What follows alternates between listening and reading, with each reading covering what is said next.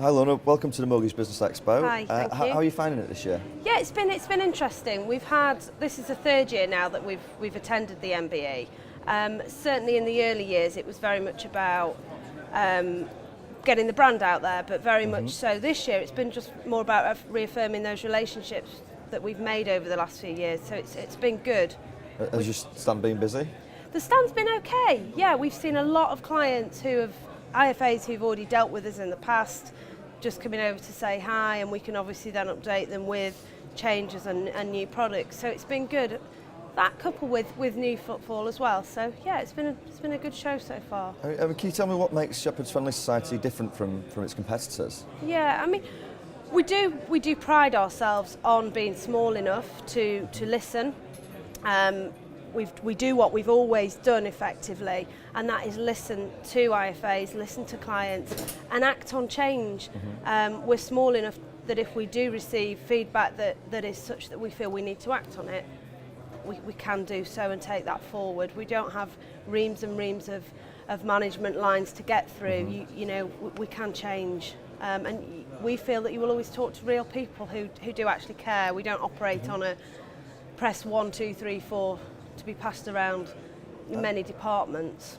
Okay, I wanted to ask, if you were in charge, say, of the FSA for a day, what would you do with it? Well, my first thoughts on that question were that one day perhaps isn't essentially going to be long enough to really make a huge difference. Of course. But in essence, our concerns as a company are that if you're a high net worth client, you're a very attractive. If you're wealthy, you're a very attractive proposition to an IFA. If you're just the average man on the street, we'd be slightly concerned that effectively you're going to fall out of the remit for advice.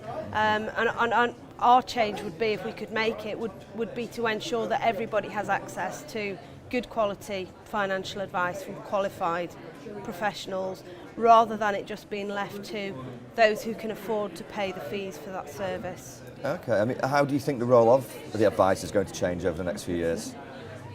I think given that the charging structure and the changes that will come in with RDR, it is going to mean in a big way that unless you are that high net worth client, you're not going to be able to afford to pay for the services, and you're not going to potentially want to pay for the services, and therefore you're not going to get that advice. So I think that the change in the advisor is that there are going to just be more high net worth advisors.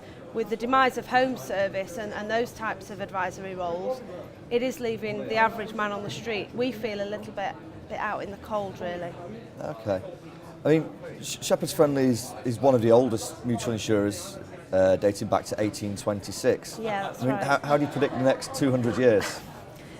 200 years predictions are quite a wide scope. If we looked back sort of in the last 30 years, the financial services industry, we think, has been very much about growth, and growth at all costs.